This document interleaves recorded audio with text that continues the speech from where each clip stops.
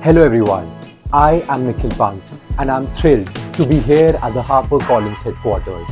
Today, I'm excited to moderate an engaging discussion on a topic that truly matters, students' well-being. Joining us first is Ms Gunjan, a dedicated professional with over 20 years of experience in English language training. Her extensive background includes curriculum design, editorial work, and training programs for teachers across the country. Today, Ms. Gunjan brings a deeply personal lens to the discussion, joining us as a parent of a teenager to share her insight on well-being from a parent's perspective. Next, we have Ms. Aditi, an educational psychologist and socio-emotional learning specialist at Heritage International Experiential School in Gurgaon. With her expertise in supporting students' emotional and social growth, Ms. Aditi will provide valuable insights on well-being and the importance of socio-emotional learning in schools. We are also honored to have Anoushka Jolly, a remarkable young leader and advocate for child welfare and mental health in India. At just 15, Anushka has made a significant impact and is a recipient of the prestigious Pradhan Mantri Rashtriya Bal Puraskar, the highest civilian honor for children in India. Recently, Anushka was appointed as the brand ambassador for HarperCollins Wellbeing series. Anushka joins us today to share her perspective as a student on this topic. So, welcome to HarperCollins. Thank you so much for joining Ms. Gunjan, Ms. Aditi, Anushka. So today we're talking about well-being. Yeah. And let me first start with you, Ms. Gunjan. So according to 2020 report by UNICEF, 14% of Indian adolescents aged between 13 and 18 have experienced mental health issues, including signs of anxiety and depression. Along with a 2021 report on Indian National Mental Health Survey, about 7.3% of teenagers in India suffer from mental health disorder. When you hear such data, how does that make you feel? Well, as a parent, this is very scary data because I'm a parent to two teenagers, and all this makes you feel that the situation is quite real. Although we've seen kids go through issues, and there seem to be a lot of many students now suffering from things that we thought only grown-ups felt. But when you cite data like that, it makes it all seem quite real for that matter. Yes, it's scary. I might just put it in one word. Right. Okay. If I could just add one more data, which would actually be more scarier. So India has one of the highest rates of suicides among adolescents. Yeah. The National Crime Records Bureau data shows that suicide is the leading cause of death in 15 to 29 age group. In 2021 alone, 13.5% of suicides were committed by students. Now, coming to you, Anushka. Now, this data is talking about your peers, right? They're talking about adolescents, students above the age of 13, between 15 to 29. So, they're talking about your peers. So, first of all, how does it make you feel? And what do you have to say about this data now? I've been working on adolescent mental health for about 6 years now. And I've spoken and I've impacted around 2 million adolescents in 20,000 schools. And I can see that from my research and from my personal experience, while this data is disheartening, it's not surprising because we can see that the kind of environment that these students are growing up in, it's very different from the environment that used to exist earlier with issues like peer pressure and technology and self-esteem. The life of an adolescent has become tenfold more complicated while everything around them, all the interventions, the education system, the response has stayed the same. So definitely it's harder to be an adolescent now with everything that's going on, and that's why I can say that there are so many mental health issues. Right. Okay. I'll bring Miss Aditi to this conversation. Miss Aditi, we have heard a parent being extremely scared about this data, a student who has experienced herself and also is quite aware about this. So, as an expert on this subject, what do you have to say about this data? So I think since this is a very fragile age when we talk about, your teenage years, this is a very fragile age. Your brain and your body are going through changes. Um, you need someone to be there for you. So as far as the parent is concerned, I feel like parents need to be there for their children in terms of having conversations with them, creating a safe space for them where they don't feel judged when they want to have a conversation. And as far as a child is concerned, um, as schools, as communities that help grow a child, we need to be more acceptable, we need to be more accessible, and we need to be more, how can I put it? We need to be more like open for a child to blossom into their fullest potential. So when I look at this data, it is of course very unfortunate, but I also see this as a space which needs work and important work and something which is the need of the hour, which is something that we really need to do something. Absolutely. And since you mentioned that this is the need of the hour and this is a space which needs a lot of work, right? So there has been in the past, let's say in the past 5 years, there has been macro level interventions by the government. And we were recently talking, everyone is talking about the national education policy, where a lot of emphasis has been given on your social emotional learning. So my question to parent would be that let's talk about. So I am a prodigy, and along with you, I'm a prodigy of late 90s, early 2000. I did my schooling at late 90s, early 2000. At that time, we never used to have such sessions, such topics which were covered in curriculum, and now it is because national education policy has made it mandatory. So, first of all, do you think such an intervention is required? Oh, yes, definitely. And okay, if such an intervention is required, at what level do you think there has to be an intervention like this from a parent's perspective? What do you think?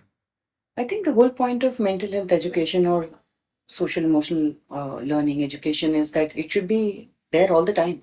I don't think there's any age.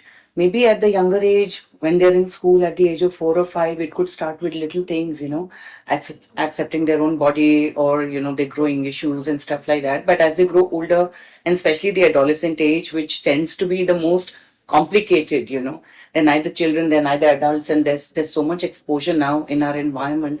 It becomes extremely important because, like Aditi said, it's a very fragile age, and as parents, a lot of us are not equipped, enough to handle conversations. Yes, openness, accessibility, yes, but sometimes you just actually fail to address the situation, and sometimes maybe because of the relationship that you have, students or children, they don't even approach their parents. They might be more comfortable talking to their friends than to a parent, sharing issues that might be very sensitive.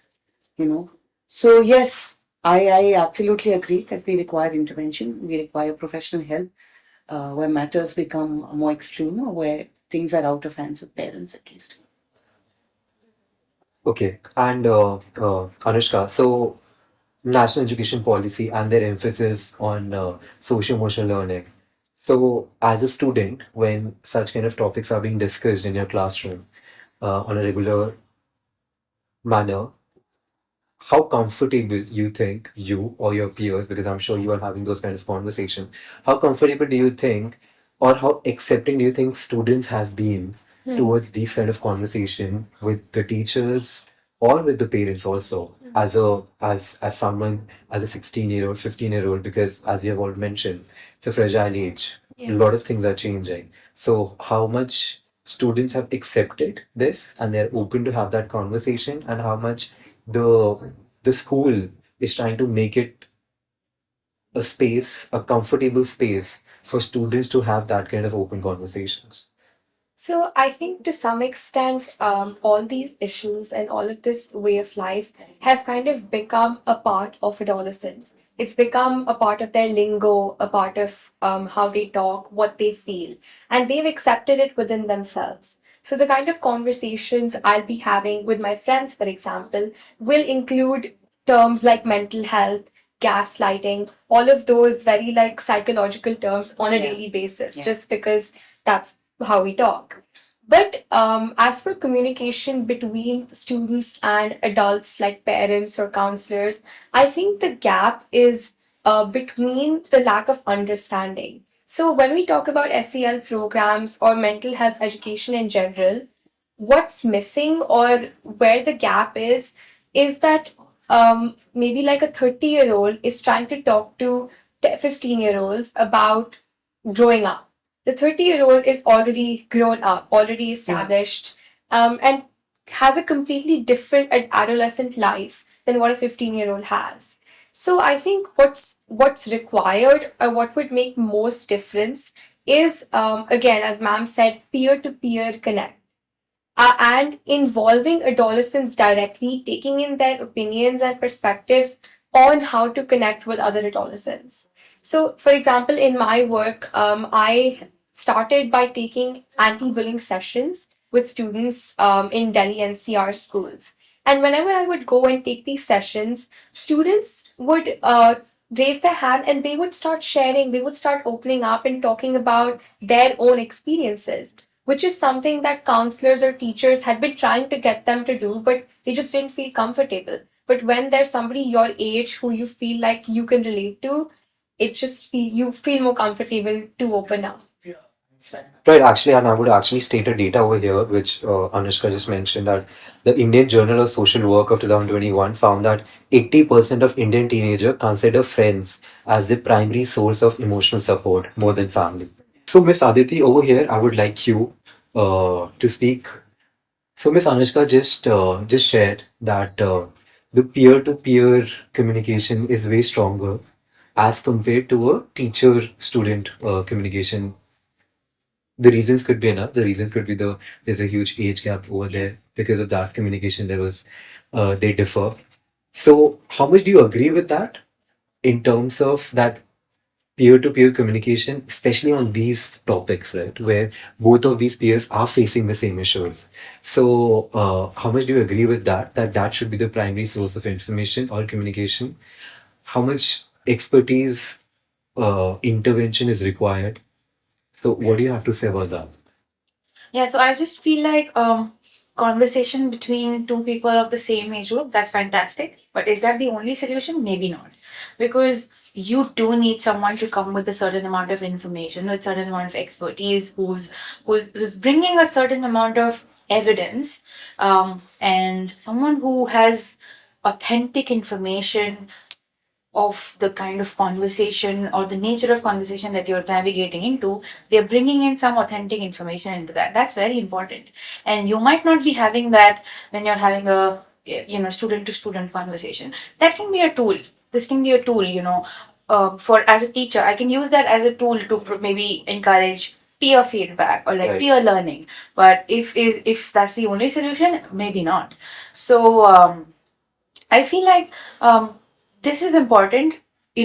Children should be motivated to have these conversations within themselves, because it's also very important for them to have a safe space within themselves to be able to speak about these things. But yeah, of course, there is a need to have a curriculum in place or like an expert who comes in. Right. And yeah. And also to make it, I believe, also to make it to because for a very long time, these kind of conversations were considered as taboo, right? So when such casual conversations between two friends are happening, that also makes it more. They become more comfortable with each other talking about these things. Now, what you mentioned, I also want to probably just drag this point slightly further. There are two ways to have these conversations. One is where it's a free flowing conversation. The second one, which is there's a structured conversation, and that's something which I believe with national education policy, while they are trying to blend SEL, social emotional learning, in the curriculum. So they are not just saying that it's an optional subject, they're saying it has to be blended in your curriculum. It has to be, you have to have regular sessions on social emotional learning, on well being. How important is that structure? Yeah. So I think structure is the basis of anything to be successful. For example, if you take the example of the solar system, the nature, there is a structure. It might be free flowing, but it is free flowing because it follows a structure. There is autumn, there is spring, there is winter, there is summer. There is a system that is into place so that we feel that wow, nature is so effortless. Right. But there has to be a structure. Same goes for socio-emotional learning or like life skills. There has to be some things in place which are happening, which are reoccurring, so that there's consistency in terms of that learning, and that can only come by having a structure in place. So Right. it's very important. Because I believe for a very long time, the problem was that there was no structure behind these conversations, right? I mean, a parent once in a while would ask the child that, how are you feeling today? Or a teacher would ask some specific students, how are you feeling today? You seem slightly sad. What happened? You want to share? But there was no structure to it. So now what we'll do is, just to make it more exciting and interesting, we'll divide our session into three strands, right? When we talk about well-being, what we want to do is that we want to cover each aspect of well-being equally. So what we're going to do is that we're going to start with covering emotional well-being, then we're going to come to physical well-being, and then we're going to end up with social well-being, so that we cover all these three aspects equally. So first of all, when we talk about emotional well-being, we're going to talk about emotions. Yeah. We're going to talk about how important is it to first identify emotions and just not stop over there, to take a step further and how to manage the emotions. So what we're going to do is, and that's something which we do in our classes with these books, is that we have few situations, okay, and we're going to provide you, I'm going to speak out those situations to you and to the audience with us. And what I want from you is that, first of all, identify the emotions and then manage it by telling us that why do you think this person might be feeling this, whatever emotion you're saying. So let's start with with you, Ms Gunjan. So the situation for you is, I love my mom, but she just got really angry with me in front of my friends. I get why. I was really rude to her, but now she's gone out of the room and all my friends are laughing at me. So let's cover three aspects over here. First, let's talk about the child. What kind of emotion do you think the child is feeling right now? I think the child is very embarrassed because I think because of the whole conversation or the thing between the mother and the child has left them embarrassed in front of their friends. So even if they do understand the logic behind things, but I think the primary emotion here is being embarrassed or having been shamed in front of. Perfect. So we are saying the child is embarrassed and shamed. Yeah. And why do you think they might be feeling this way? I think it's a whole thing about being respected by your peers, or you have a certain persona in your friends, you have a certain relationship, and when you are dealt with as a child, or openly reprimanded or scolded or spoken down, I think even as adults we feel it, but I think in children the peer is very important. Their friends are very important. So. Perfect. And also, can we go to the aspect of the mother? What kind of emotion do you think the mother would be feeling over here? I think the mother also felt angry and upset that she left the room, because leaving the room is a pretty strong reaction. So she may have felt that either she was spoken back to or not being shown respect in front of children. They're all children for her. So maybe I think that she felt pretty upset to Right. have left. And because of the reasons you mentioned. Yeah. Wonderful. So, okay, now I'm going to go to the second scenario. Anushka, the scenario is for you. So, last week we had mathematics exam assessments. Today we got the result for the final marks. I have scored way below my expectations. I'm extremely scared to share these marks with my parents. So, what emotions do you think, as of now, the child is facing or experiencing? The child is feeling sad, disappointed, a lot of self hatred, maybe, guilt, and of course, fear and anxiety. Perfect. And why do you think? Why do you think these emotions? Why is this student feeling all these emotions? So I think that somewhere when it said creating an expectation, scoring below the expected marks, that expectation kind of became a reality for the student. So having to be confronted with their actual level in mathematics might have brought them down. Maybe their self-worth is tied to their grades and exams, so which is why it's affected them so much. Or maybe they, feel like somewhere the relationship with the parents is tied to the grades as well. Perfect. Okay. All right. Okay. Miss Aditi, and this is something that's it's an extremely pressing issue right now. The situation is sometimes I feel that if I was slightly fairer, I would be more attracted. That would lead to more likes and following on Instagram. So, what emotion is this child going through? All right. So the bedrock of this lies a sense of comparison. So whenever I'm talking to children in school, I tell them that if you want to be unhappy, start comparing yourself. And this is what it is. When you start comparing yourself, you will end up being unhappy because no two people are same. You can never compare yourself with anyone.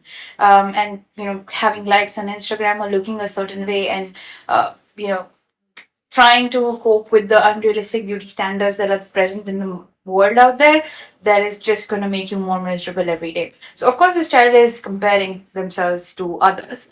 There's a sense of self-doubt. There's a sense of, oh, am I good enough, am I pretty enough, am I beautiful enough, do I match up to how I want to look?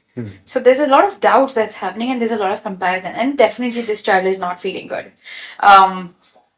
So that is something, yeah, that's quite worrying as well. So Absolutely. So, so I just presented three scenarios with in front of you, and these three scenarios, and also rightly you mentioned that you do come across with such students who are facing these challenges. These are real life incidents, right? What we just shared. So, how important, and any one of you can take this question. How important do you think such conversations, right? Such conversations need to happen in a classroom in front of all the students, in front of all the students, rather than having these conversations individually. Obviously, if somebody's facing, we will be talking about it, we'll be acknowledging it individually, but in classroom, to talk about these things, to present such situations in front of them and let them identify the emotions and also let them manage the emotions.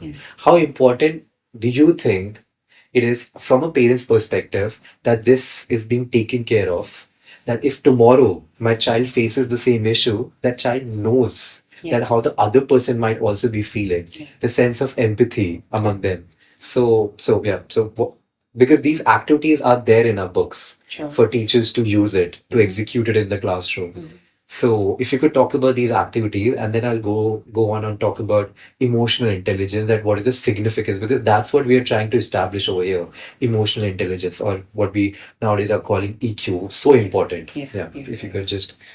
So, as a parent, I relate to whatever incidences that you just spoke about. I think they're very current issues of conversations at my home, at least. And I particularly feel that my life would be easier if somebody at school would address them. Because even if I address these issues with my kids one to one, we try and be very accessible, we try and be very open, and we talk about a lot about self-esteem and body image and self-worth and marks, academic success, and how does not really equate to your self-worth.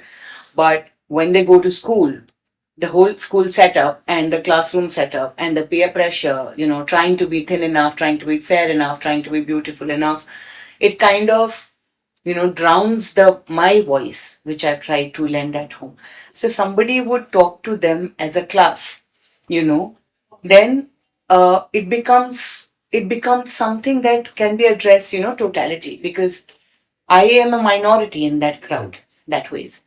Right. So yes, it'll be helpful, I think, and I think teachers somewhere also need to reflect on these issues, because somewhere I think these things are being propagated at school, and that's why it kind of boils down to parents sometimes to deal with issues on a one-to-one level at home.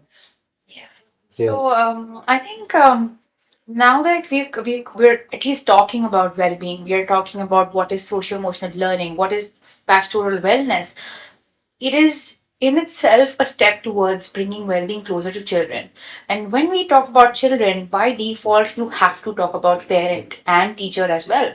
And since a lot of time of a child's life is spent in school and home, you can't isolate these two setups from a child's life, which then means that even the parent needs to be socio-emotionally aware and equip themselves. How am I creating an environment that is promoting growth, healthy growth in my child, which is a similar approach that the school needs to follow, so that the ethos of the world around the child is such that they feel like, yes, I can be myself, which will then avoid that sense of comparison, which will then avoid them feeling, oh, my marks are describing the entire worth of my existence, which will then also tell them, okay, I can't speak to my mom or dad in a bad way. So that entire sense of learning will come from a certain sense of realization, which will only be possible when both the ecosystems are in collaboration. Right. Yeah.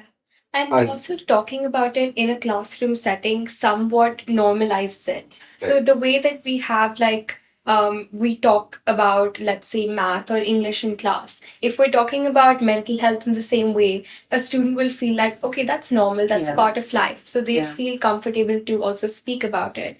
And somewhere when you talk about issues like bullying or peer pressure that involves a lot of students or your peers around you, when you try to hear what they have to say about the issues, it also somewhat sensitizes you and also makes you a little bit aware about where you're trying to seek external validation and from home. Yeah.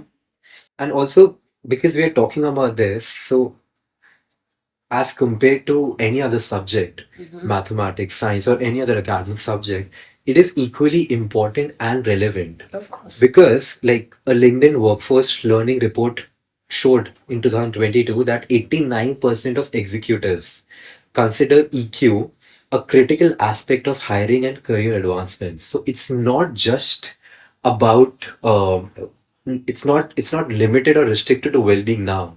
It is actually helping in your professional life also. And Yeah. like what you just mentioned, I just remember that very famous African philosophy of Ubuntu, that it takes a village to raise a child. Yeah. So absolutely. So thank you so much. Thank you so much for sharing that. So now what we'll do is that we'll swiftly move from the first strand, which was the emotional well-being, to physical well-being, Yeah. and this is where I believe the relationship with food it's extremely important. And as we were also just discussing before the session, Ms Aditi mentioned that uh, we always had a physical training session, PT as it was called, when I was growing up in our school. We at least used to have 1 or 2 sessions in a week where we used to go out and play, or early morning from in a boarding school every day we used to have 5 o'clock that you have to go run, do some exercise. So your the physical aspect of your well-being was taken care of. Never we had a session on mental well-being. Yeah. So over here, when we talk about physical well-being, let's park the physical aspect of it. Let's more talk about, in terms of the physical aspect, let's more talk about the nutrients rather than the physical activity, which we are saying is given. It's extremely important, right? So it's not that we are prioritizing something. We're talking about that something which has not been acknowledged for a very long time. So diet, balanced diet, relationship with food. So, how do you think, in terms of as a parent, what do you think where while you were growing up and now you have seen your children, your child who's a 16-year-old right now, how do you think? What is the contrast between your relationship with food was and what her relationship with food is? Yeah, so I think when we were growing up, we used to just eat home cooked food, locally produced, seasonally available, freshly made. Whereas with our kids now, it's Zomato and stuff like that, things that you can get it, and a lot of processed food, a lot of obsession with the Korean style of food, or some cuisine here and some cuisine there, that the kids are obsessed with. Um, so yes, my kids luckily are not into being thin or being fat or being overweight for that matter. But I have seen a lot of students suffer because of this, And yes, the kids eat less, if I may say so. They eat less. and they exercise less. And so that's why there are a lot of health issues, there are a lot of concerning health issues that these kids go through, indigestion and gastroenteritis and stuff like that they go through. So yeah, I mean, things are vastly different from when we grew up, and therefore our relationship with food is very organic, whereas theirs is very mental. What do I want to eat? What will make me feel happy? All planned out. So yes, stuff for us difficult to relate to. And if I could just emphasize on that point, and then I'll come to Ms Aditi, that what she mentioned about that more processed food and they're not eating well, not with respect to quality or quantity, right? So it's according to a comprehensive national nutrition survey of 1618, 40% of Indian adolescents are undernourished, largely due to imbalanced diet. The same survey also has highlighted that 5% of adolescents are overweight or obese with a significant portion at risk of developing diabetes or hypertension. So I'm sure this is also a very, very important aspect of well-being, because what, like a very famous saying, yeah, what you eat is how you feel. Yeah. So first, Miss Aditi, like in terms of how do you take the balanced diet, the influence of balanced diet on on someone's mental well-being and also mental well-being. So you could just share something about that. So I just feel like when we talk about how people who are now in their 40s and 50s, how they used to eat food, it's very different from how children today eat food, because the family setups were different. There were people who would, your grandmothers would probably, prepare good food for you. There was fresh food available. Now, by virtue of the lives that parents live and the fast-paced world that we live in, that's not possible. So, again, there can't be a comparison, but what can be done now is the question. So I just feel like a little bit of consciousness in choosing what you want to eat. And of course, that parent makes that choice for the child for a major part of their life until they're big enough to make that choice for themselves. But just choosing the right kind of food, which is high on fiber, high on protein, less on sugar, of course, and then finding ways to letting that energy out as well. Because you can't stop a child from not eating a lollipop or a chocolate once in a while. Why would you do that? That's not fair. But they need to let that energy out. So I'm not someone who would say that, okay, make their child not eat this, but let them eat, but give them a sense of outlet of that energy. That's so much more important. So good nutrition is important. It's even more important for your child to let that energy out. Right. So yeah, I guess that's what we're talking about, the balanced diet. There has to be a balance. And also, Anushka, because we keep on talking about, right, that independence, that, okay, responsibility. And we now understand that also kids are choosing for themselves. They have a say on what is being cooked and what is being prepared or what they're consuming. So in that regards, how much do you think, also Miss Aditi also mentioned that point, how much of that you believe that a child should be conscious and should be informed about the nutrients value in a food? For example, protein, like the child might know that protein is important for them, but does the child know what are the sources of protein or fiber? And these kind of conversation need to happen in a classroom, which were not happening. So Anushka, as a 16-year-old, in terms of what you have to say about this, your relationship with food, and you might be having these discussions with your peers, with your friends, ordering food, what's in fashion, like ma'am just mentioned Korean food right now. We know that Korean culture is extremely influencing Indian culture. So what do you have to say about that? So I would say that in my experience, I'm somebody who doesn't like to eat chocolates or cake or soda or anything sweet. And whenever I go out, even at my like parents' friends' house, and they're like, "What will you have?" And I'm like, "I don't really like Coke." Like the face that they'll make it's so shocked. I feel like I've committed a crime. But truly, it's just the way that I've been raised from a very young age. My parents would never expose me to such things. They would always, because, I think especially parents have a huge role to play in developing your taste buds, exposing you to the right kind of food and varied food, but also in terms of giving you the knowledge on what is the right way to eat. So somewhere I think food is fuel, and we need to make sure that we're getting the right nutrients and we're having a balanced diet, but also when to draw the line, when to understand that food is also a source of enjoyment and that's perfectly all right, that's healthy to indulge in it. Well, thank you. So now what we're going to do is that we're going to move to the third and our final strand, which is social well-being. Now, this is something which is extremely, extremely important. Yeah.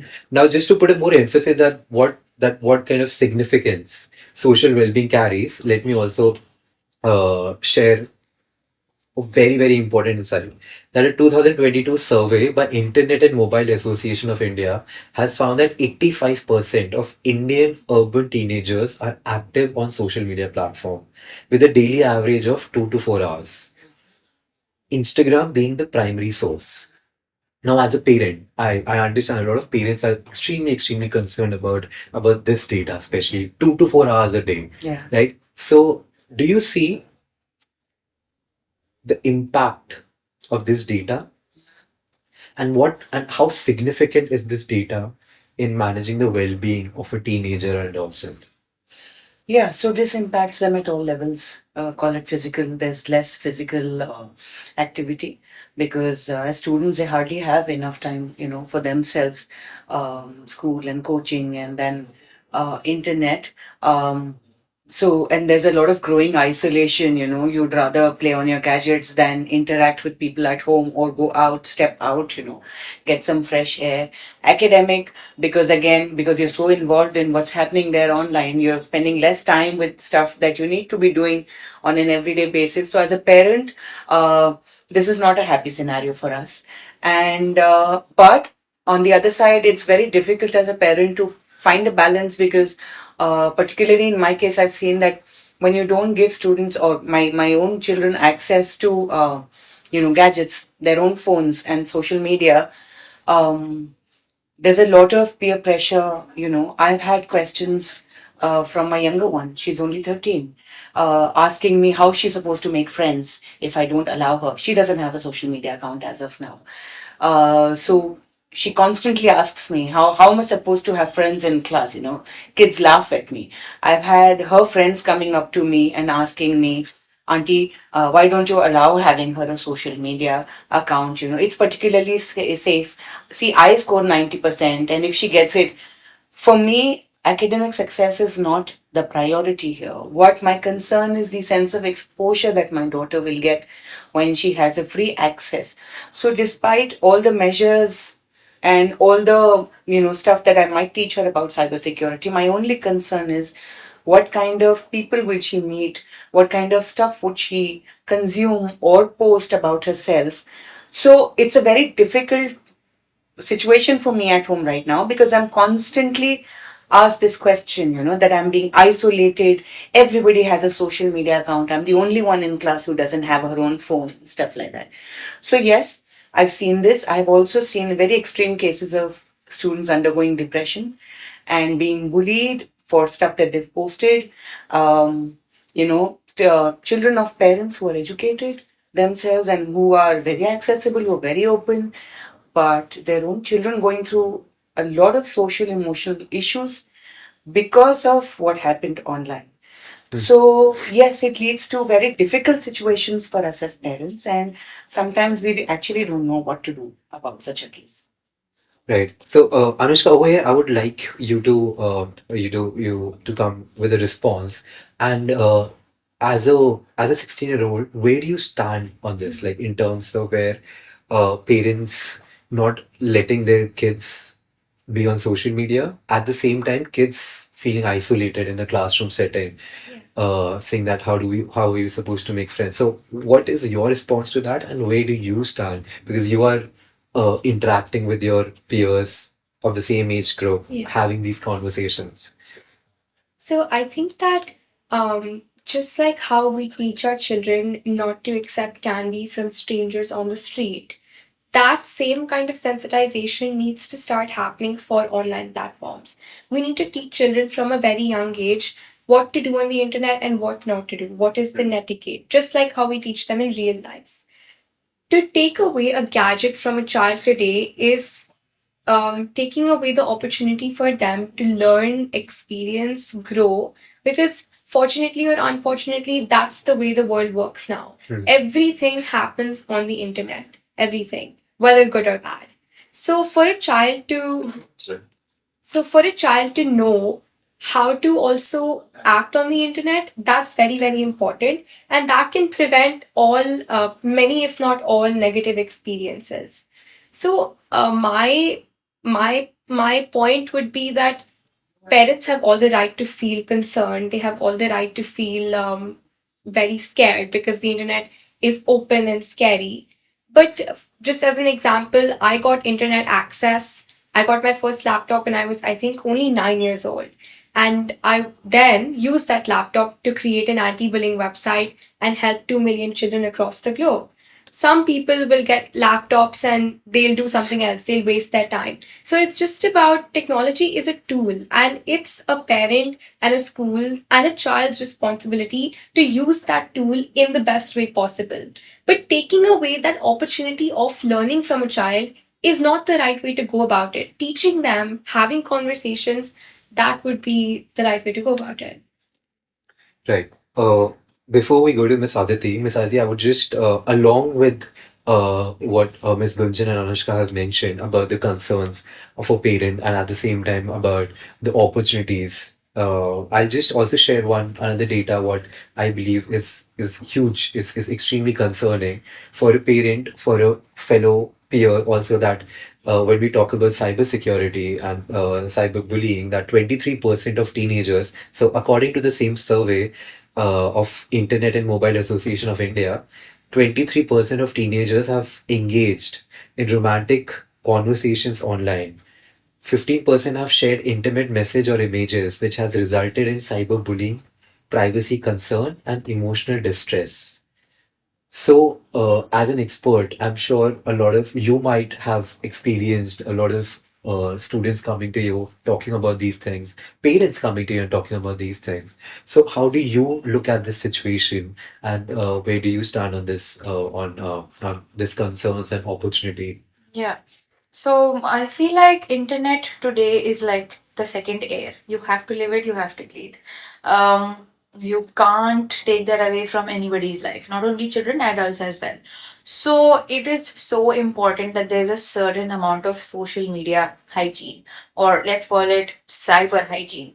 You have to know how do you regulate it. And as far as a child is concerned, the school and parent need to teach it. As far as an adult is concerned, you need to self-regulate your own self. But there are certain things that the school and parents, they have to know that this is something that we need to educate our child on. We need to sensitize our child on what is appropriate, what is not okay, what is okay, how much and to what extent do you engage into a conversation. So these kind of narratives have to be spoken about with a child so that there is a strong foundation of that child having to understand, okay, this is fine and this is not fine. So again, a structure, a sense of an action plan, or some sort of a guide to understanding what is cyber hygiene, that's also very important. Absolutely. And do you believe that because like we were also talking about that how parents are equally, if not more, stakeholders of the well-being of a child. So do you think uh, apart from these conversations happening with students, there also need to be an intervention, or they need these conversations through experts or through teachers who are teaching the subject for parents also, so that they also understand how important this is, so that they are also slightly more informed about what's happening inside the classroom, what kind of conversations, because at times it could happen that the child could go back home with these well-being worksheets and these assessments, and those worksheets would demand a parent intervention. So do you think that's also extremely, extremely important to include parents also in that conversation? Yeah, I think one thing that's a non-negotiable is a parent has to be present for that child. Now, being present has it's a big umbrella term. You have to be, if you're not physically present, be present in some way or the other, but be present. So similarly, if there's a worksheet or if there's some homework that requires some sort of internet use or some gadget use, try and be present. How can you do that? Maybe put some monitoring into what happens on your child's laptop. You need to be aware, because the moment you say that no, you can't do this, your child will do that first. So that the idea of saying no has to go away, but how can you regulate it? That has to come into the picture. So as far as parents are concerned, just trying being present. Right. That's very important. And again, teaching ways of identifying what is okay, what is not okay, what is appropriate, what is not okay, what is not inappropriate, what is inappropriate. That is what is most important. Absolutely. Thank you. So what I'll do is that before our short Q&A, we'll try to end this conversation with this one data point, and where I would want your inputs on this.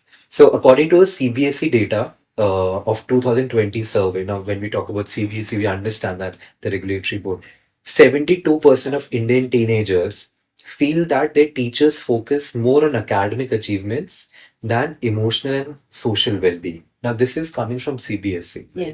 So, 72% of Indian teenagers feel that their teachers focus more on academic achievement than emotional well-being, emotional and social well-being. So, Anushka, uh, when we talk about this, that teachers still focusing more on academic achievement, although it's extremely important, but not at the cost of social and emotional well-being.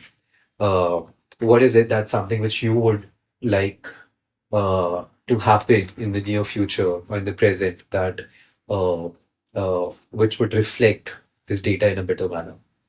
So I think that saying that teachers focus on something more, um, it's not that teachers are focusing on it more. It's just, I think, a reflection of how our society works and how our society is thinking.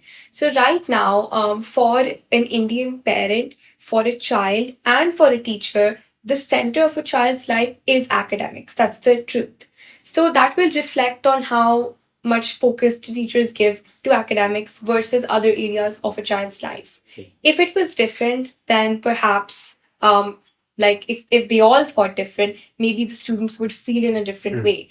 But even in terms of the way the school day is organized, everything that they do in class, if everything is centered around academics, their entire day, the entire system is centered around academics, they're bound to feel that way. Absolutely. Ms. Gunjan, you mentioned that for you, academic achievement is not the priority. Yeah. But having said that, Yeah. we also understand that you belong to a privilege, an intellect privilege, Yes. that where you can understand Yes. that. But Yes. but still, there's a huge majority Yes. of parents who Yes. still believe, Yes. and not just believe, like extremely strict about academic achievements. Yes. So with that respect, and Anushka's point, saying that it's not that teachers who are focusing, it's Yeah, about yeah. that It's all they have this- been, it's what's coming from the society. The parents are expecting academic achievement, so they have to focus on it. Yeah. Yeah. So on this regards, if you would like to say something. So actually, this happened to me. On one of the PTMs when I went to the school, I went to the coordinator directly, because just speaking to the class teacher was not, and I requested them for more programs for the kids. More co-curricular activities, because I could see both my children, especially after COVID, just drowning into books, and they're still in school, right? So 2-3 years back, they were even younger. So this is what the coordinator told me, ma'am, you're the first one who's asking for more activities. We are answerable to more parents who want more studies. They want marks, they want more worksheets, they want more revision assignments. So yes, that is the reality of it, very sadly, that a large part of the parents and the large part of the society feels that academic success is very important, and therefore look at the way we promote marks, right? CBSE marks 97.8%, 92.2%, stuff like that. It's the whole mindset, and I'm pretty sure it's not going away very soon, but I think we're moving in the direction. Right. So yes, we have to somewhere let that go. Right. And Ms. Aditi, as someone who uh, who practices social emotional learning in schools, how much do you think in the past 3-4 years, or let's say post COVID, where it was extremely required, where students coming to school after 2 years, 3 years of virtual learning. So how much do you think schools are now prioritizing socio-emotional learning over academic achievements? So I think more than ever now is the time that we need to live and breathe social emotional learning, because if you talk about academic achievement, okay, scoring an A plus A star will get you in an Ivy League college. It will get you into the best institute in the world. Now what? How do you survive in that college? How do you navigate your life around people who are coming from 10 different cultures? How do you live with them? How do you have healthy relationships with them? Your academics will give you very little idea of that.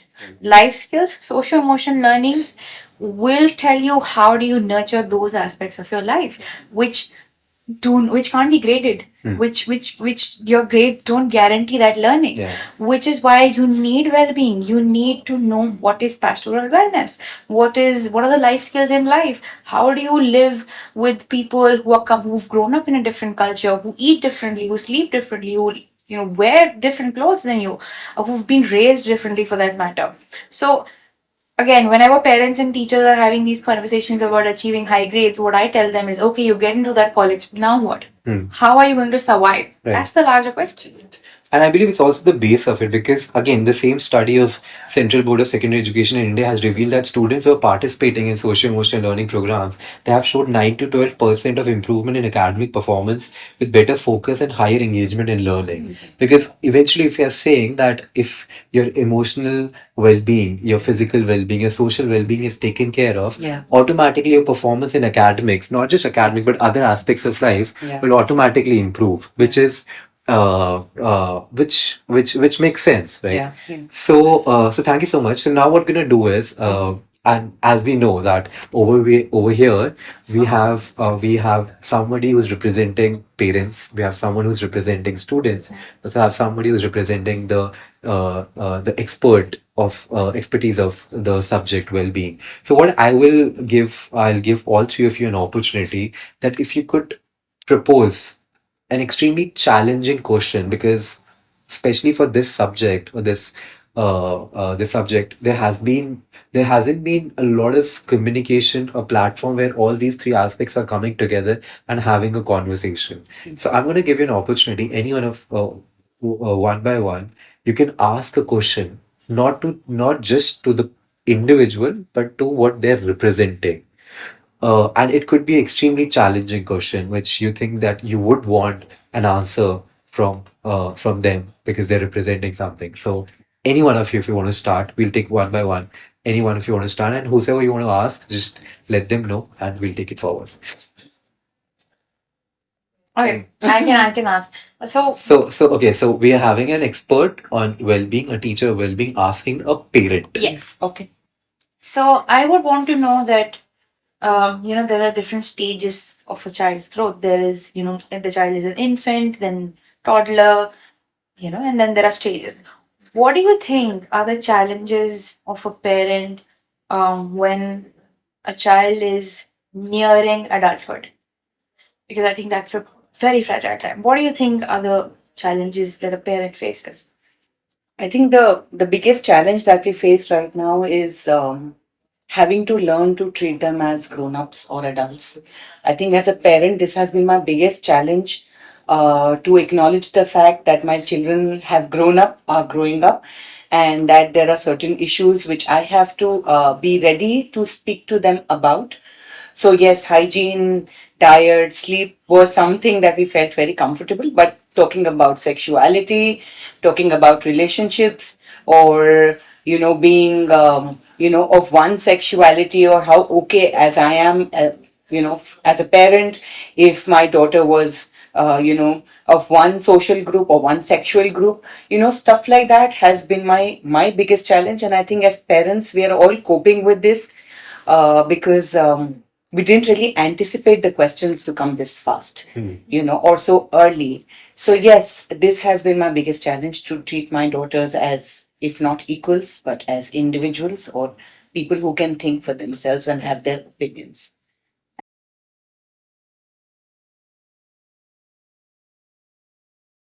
So, I have a question for you, ma'am. As an expert let's say a friend comes up to me and she's in a situation of panic or distress. If I don't see an adult around, how can I calm her down? So I think the first thing would be to not ask too many questions, just be there.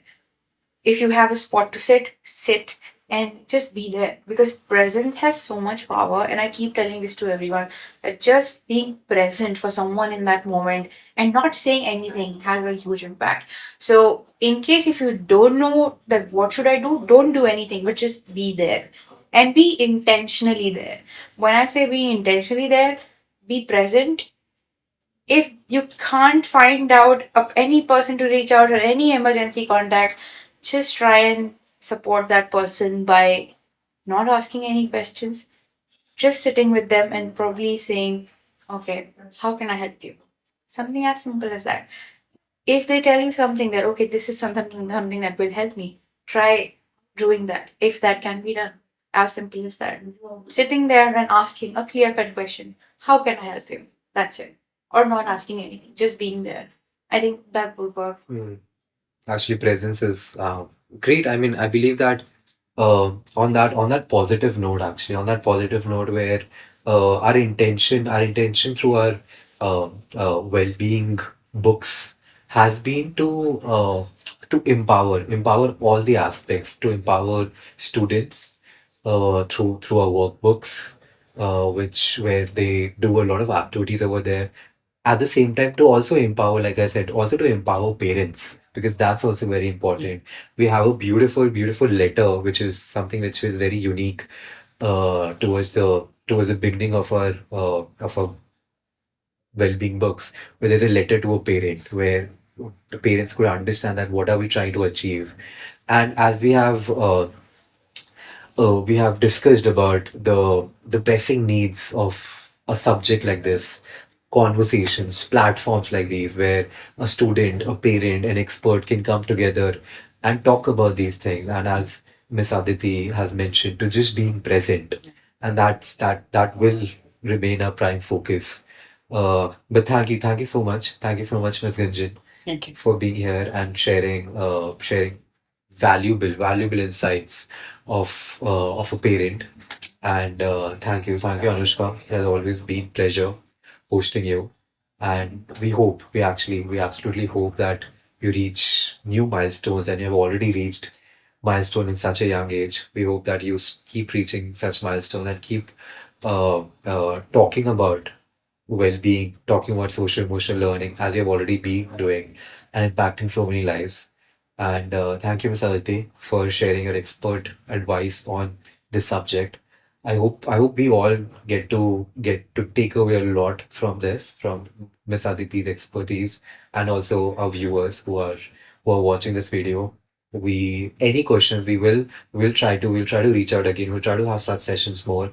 And if you have any questions, please reach out to us. Please write your questions on the comment below, on the comment section. And what we'll do is that we'll take up those questions, and in our coming videos, what we'll do is that we'll acknowledge those questions, and we'll ask, may that be a parent, a student, or an expert. So till that time, thank you so much.